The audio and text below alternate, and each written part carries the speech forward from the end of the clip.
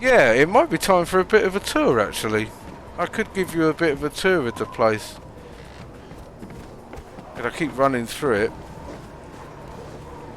Now that we're a few people are in.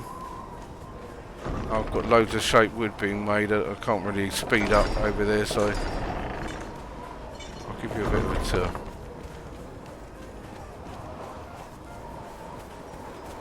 So, this bit is out the front is reasonably new.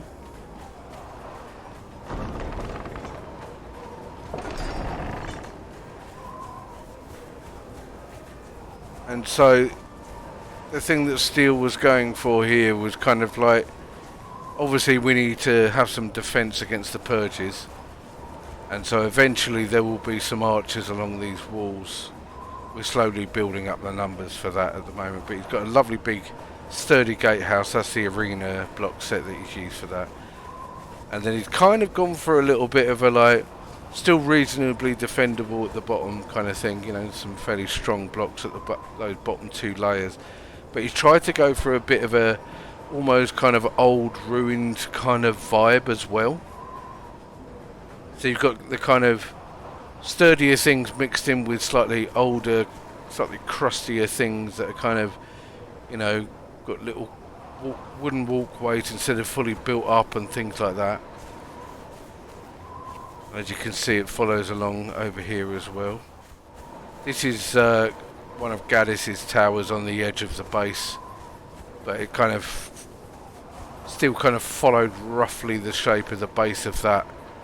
Obviously not the full height, but like the shape of it mimicked it quite nicely there, so it fitted in. Our stables are over here. Not much has been done over here at the moment. It's the stable and some animals and things like that. Got a lovely little bridge down here under there between like the main base and here. Lovely little walkway there, because our purges sometimes come down from where those Murloc guys are around there. There's a dungeon over there. They'll come up here. So we've got a nice little kind of gateway there. It's kind of cool. Now originally we had like a very open courtyard out the front of the base, which was very nice and everything like that, but you know, it did need a little something something. So the little something that happened was Steel laid out some of these pathways, and if I go up onto the top, we've also got a exit over here as well, through here. So we can go all the way up here, because we sometimes get some that spawn in down here as well.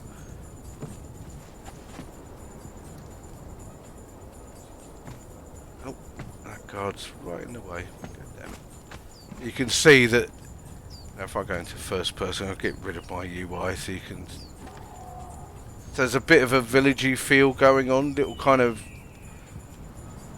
small houses that are kind of like not in regular lines or anything like that. Like a village is, you know, medieval village kind of thing. I'm thinking, you know, they're kind of higgledy-piggledy. Different shapes and orientations to each other. So our plan is to actually move all of the players that are playing on the server right now to like have maybe 2 or 3 or 4 in each one of these houses with a storage box for their own gear.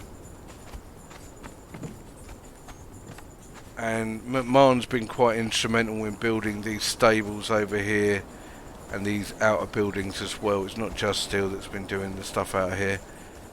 He's built some really nice little kind of buildings. They've got some pretty nice decorations going on. I'll show you inside the main one. I was gonna say, if you haven't been up to the attic of the stables recently, you should probably go up there.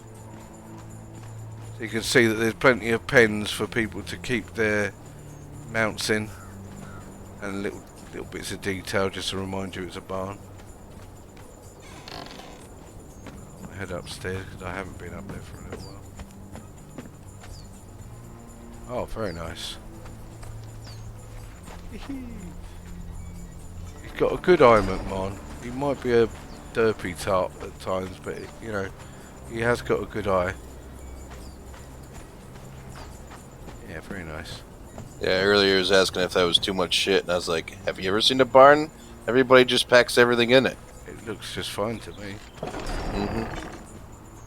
So now we're coming up to our front gate. So, you know, obviously again we've got little houses. We'll have, there's Jericho's and Hazard's house there. Hazard is one of Jericho's friends in real life. So they share this house together. And I'm not even sure where I'm going yet. One of these, I guess. But yeah, everyone's got a place to eat.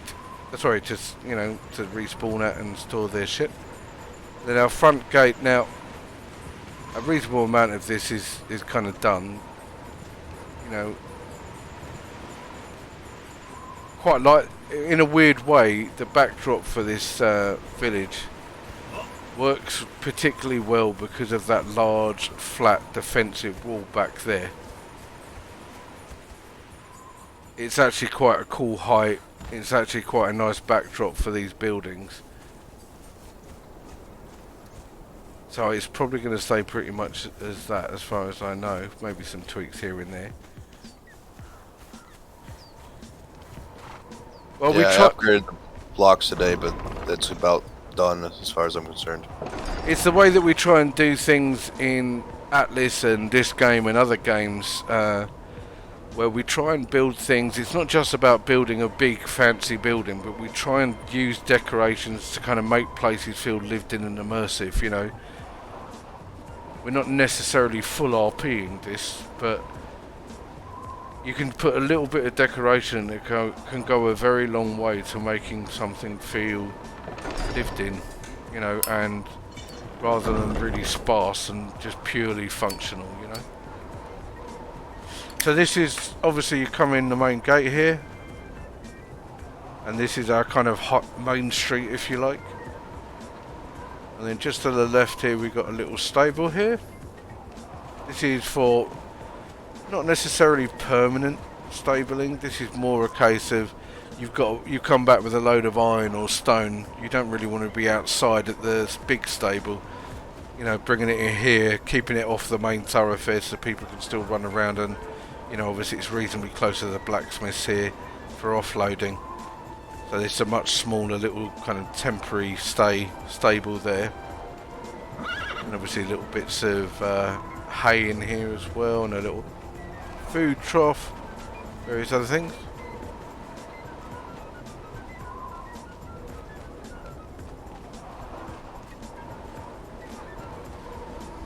And then around the back of the stable we've got the Wizard's Tower, which Jericho's and Alien built. Alien took care of the roof. Jericho's built the building itself, I believe, and also decorated inside. You see me running through that a few times, obviously, and there's a portal that we can travel to various other portals at the very top of that. And then around the back of that, we've got our Wheels of Pain. Just around the back here. And then next door to the stable, we've got our alchemy shop. So if I go in, you can see the way it's been done. Try to make it look very studious and stuff. So you've got some other alchemy things here. A thrall pot on the top of the roof.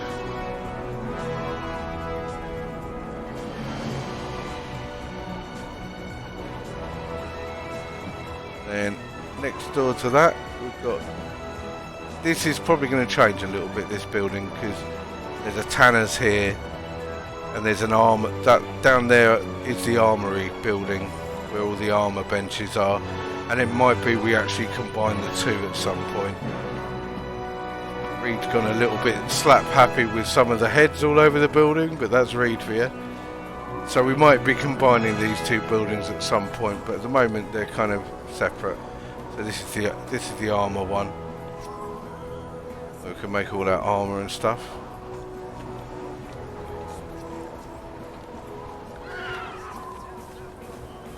And then next door to that, oh hang on, I might as well show you what else is down the back. Behind, like where the armourers is, come down here. See, we've got the wheel of pain over there, just so you can stay orientated. Prison cells in here. This is what Gallus has done with a nice little prison cell area, and up these steps is the main torturer's room. You can make all your torture items, beat the shit out of someone in this room, and then come out here and enjoy the view. Yep. Just a bit of therapy after you've beaten the crap out of someone or something. And then next door to, so we're about like 2/3 of the way up the high street now. And this is a really nice building that Reed built. That's a feasting hall. So when we go in, on the right we've got a kitchen. Got all the cookings. Downstairs in the basement we've got like a wine cellar with refrigerators with uncooked food in it and cooked food and everything. Nice little decoration as well he's done.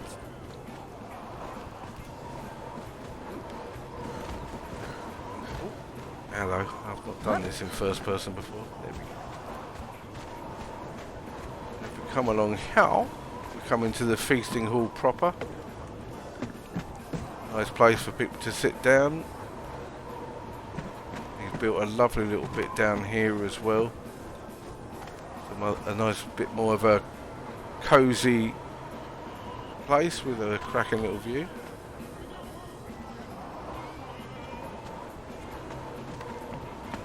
And as you can see, you should be able to notice, apart from the decoration of the thing, one thing we quite like to do in a lot of games is to mix different materials together to get certain looks, or from different packs to get certain looks. You know, it's one of the more interesting conversations we have in this game is deciding which blocks will work with which. So you've got a bit of a fancy roof up here. Sorry, you know, kind of from the Argosian set, and then you've got the, you know, a different set here, and the Numidian roof. The arena pillars. There's about 4 or 5 sets mixed together up here, and obviously a nice big Ymir shrine on top.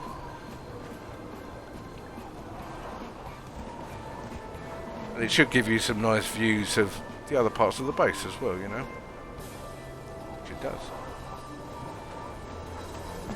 Cracking little building, that one from Reed.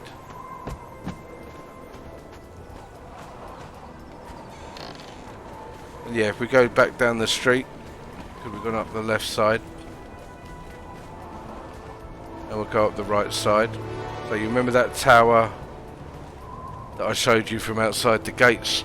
That's it over there on the right. There's a big trebuchet on top kind of thing, right at the very, very top. Right in front here we've got the blacksmiths. Got some decent forges downstairs. In here is the main blacksmith's area with the top tier crafting benches, and then on the roof we've got some Grandmaster forges. These things are lightning fast when you are smelting things, and they look pretty good because of that nice big chimneys. They look pretty good on the edge of the building here. It makes this place look like a little bit of a factory over here. It's kind of cool. It's very nice industrial vibes. Yeah, really like the way that looks. Now Gallus has also done some things like this where we can come out this door, we can head down here, and he's got some NPC quarters here, which is where we can put spare guards or dancers or whatever in here. Just a little bit of a feature. Remove the many hanging weapons. Some nice little things that you kind of find as you're exploring around the base that people have done, which is nice. And next door to that we've got McMahon's Carpentry Workshop. Again, a slightly different look to next door, but he's got a mixture of blocks again going on, so it's got a very specific feel to it, but it doesn't stand out like a cock in a convent next to what Gallus has done or anyone else. It looks really in keeping and cool. Got our artisan here, of course, can make things to decorate stuff. And inside we've got the key benches you need. You can also go down here. There's an underside to it as well. Got some drying racks, and now this is going quite low down the side of. Oh shit! Bloody hell! We need to put a barrier in there. Holy fuck! You can see we're overlooking the little gate we were looking at earlier on. So he's built kind of down the cliff a little bit as well with this bit. Quite inventive. McMahon's been doing some cracking stuff on the server so far. Actually, this is a nice little block, this one, where you can saw stuff. And it's nice to have that visible from the street as well. And then out here next to that is the pub that I built. Now originally the plan for the pub was that this is where players would have their spawn beds and there would be a box that they could store their stuff in. And we're in the process of moving the beds and the storage boxes out to where the houses are in the courtyard. And then we're going to use some of the what were bedrooms in the pub. We're going to use those for extra storage in the base. So this is called the pub, of course it is. And I've done a little bit of decoration around here on the tables and stuff. Bar area. Obviously you've seen me sat at that already. Nice little fireplace. So originally this was a bedroom, and once we get these players out of here, there'll be cupboards in here. So this might be where all the weapons are stored. Another room upstairs might be where all the armour is stored and where all the tools are stored. As you should also be able to tell, there's quite a mix of different build groups going on here. We've got the Numidian floors and stairs, and we've got reinforced wood walls. We've got some stuff from the Flotsam pack. We've got some from, that door's from the, I think it's Aquilonian doors, that one. There's a whole mixture of stuff going on rather than it all being built out of the same material. You know, notice you've got very specific door frames on here and stuff. This one will obviously be one of the storage rooms. I think that's my bed in the corner. Just haven't got round to doing that just yet with what's been going on today. This will be probably where the tools will be kept because it's one of the smaller bedrooms. A little area out here with a nice view. I said he'd finish these floors. They're not the same. Oh, bless him, he's upgraded them to completely the wrong ones. Yeah, sort that out later. And then, last but definitely not least. Oh, hang on a minute. I forgot about the little sunken garden that we've got. Our fountain in the centre of the street. And this is the last building that's in the base, at least, is the main kind of temple, which we're using for kind of most of our storage. Thank you for the sub, Neo. Thank you, dude, and thanks for those 33 months. Really appreciate it. We wanted a place that had storage for stuff that wasn't to do with blacksmithing, that wasn't to do with carpentry, that wasn't to do with alchemy. There's loads of things to collect in this game. Stuff that's to do with specific magical things or pages for things. We want to have somewhere for orbs, for bombs and things like that, or seeds or flowers. You know, there's a lot of things that don't have a natural home, or maybe are used in a number of different areas of just like stuff that comes from specific places. So this is what we built this temple for. Took me a little while, this one. Got some cool little statues that I've sunk into the walls here.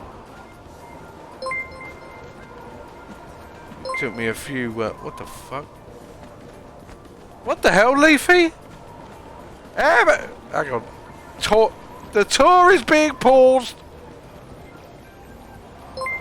What the shit? Is that 10? Oh, Leafy. What? Thank you, mate. Emma. You're very, very kind, dude. Thank you very, very much. God damn. That surprised the hell out of me. Emma. Okay. Tour run pause. Come on, Mako. We can do this. I've gone for the look I was trying to go for in here was a bit like almost kind of museum library feel, but one of the older school ones rather than the modern building ones, right? And so I went for kind of a wood, kind of, well, somewhat fancy, but kind of oak upper floors, like with the walkways and things. I wanted to get some of these rafters kind of looking the way I wanted them to look, but I wanted a bit more of a kind of a solid base to it. So you've got things like this where you might imagine people sitting down and discussing some of these antiquities and these relics and stuff like that. And then around the edge of the room we've got storage for all sorts of things around here. Magical stuff, flowers, weapons. Obviously some of this will be expanded with what's happening with the pub. Then out here we've got stuff that is to do with dungeons specifically. And obviously a nice view. And then upstairs we've got a little bit more storage area. Up top. Kind of a nice looking tower. I did think about putting a roof on that bit up there, but it actually looks really nice. You might not be able to... Can you see that orange glow there at the back? That's because I've got an actual brazier that I've completely built into that wall right in front of me now. So it shines upwards and through the windows. There's a kind of a back wall glow going on, and it's quite... comes out a lot better, but you can see there's some nice shafts of light coming through in the daytime, and when it's night time in here you get a cracking, you know, wall of stars up there, but also that glow gives it a certain cool feel as well at night. So yeah, that's our town as it is at the moment.